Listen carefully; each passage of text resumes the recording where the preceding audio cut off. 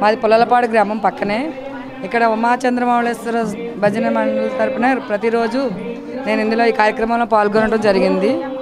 వాళ్ళంతా నాకు ఈ అవకాశం ఇచ్చి నాకు చాలా హ్యాపీగా అనిపించింది, మనసు ప్రశాంతంగా అనిపించింది. ఇక్కడ ఒక్కరోజు కూడా మిస్ అవ్వకుండా నేను ఈ పాళీకి వచ్చి నిన్న ఆఖరిని హారతి కార్యక్రమంలో కూడా పాల్గొన్నాను.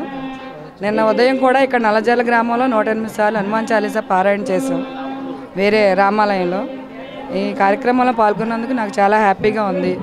భవిష్యత్తులో ఎవరు వేరే మా తర్వాత తరం ముందుకు వచ్చే అవకాశం కనిపించట్లేదు కాబట్టి స్కూల్ పిల్లలకి స్కూల్ ప్రేయర్లో ఇది ఒక భాగంగా పెడితే చాలా బాగుంటుందని నా అభిప్రాయం. చాలీసాని అది పిల్లలందరికీ నోటెడ్ అవుతుంది, అందరూ చదవగలరు. పిల్లలకి ఆ వయసులో నేర్పిస్తే ఎప్పుడు బాగుంటుందని నాకు అనిపిస్తుంది. చిన్నపిల్లలే బాగా చదవగలరు, నేర్చుకోవడానికి బాగుంటుంది. వాళ్ళకి స్కూల్లో అలా లెసన్ చెప్తే బాగుంటుందని అనుకుంటున్నానండి. ఈ రామకృష్ణ భక్త మందిరంలో నేను ఇన్ని రోజులు వచ్చినందుకు చాలా హాయిగా హ్యాపీగా ఫీల్ అయ్యాను. ఇది నేను ఎప్పటికీ మర్చిపోలేను.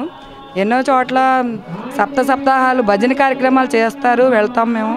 కానీ హనుమాన్ చాలీసా సప్తాహాలు చేయడం ఇదే మొదటిసారి మాకు ఇక్కడ దగ్గరలో. ఎక్కడా మేము ఇంతవరకు చూడలేదు. నాకు చాలా హ్యాపీగా అనిపించింది. ఒక్కరోజు కూడా నేను మిస్ అవ్వకుండా వచ్చి ఈ కార్యక్రమంలో పాల్గొన్నాను.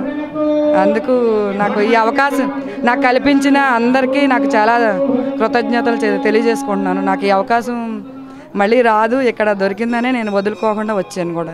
ఇలా వస్తే మనసు ప్రశాంతంగా ఉంటుంది. చాలీసా కూడా మనకి ఎలా పాడాలో, ఎన్ని రకాలుగా ఎలా మనం దాని మీద ఇంట్రెస్ట్ పెట్టచ్చో అవి కూడా నాకు అనిపించింది అనుభవంగా. నేను కొంచెం హార్మోనియం మీద కూడా నేను ట్రై చేస్తుంటాను ఎక్కువగా. నాకు చాలా హ్యాపీగా అనిపించింది.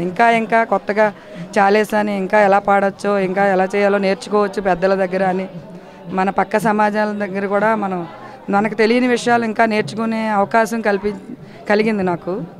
అందుకు నేను చాలా హ్యాపీగా ఫీల్ అవుతున్నాను. అందరికీ నా కృతజ్ఞతలు, ధన్యవాదాలు. జై Sriram. Like and subscribe Eagle Media Works.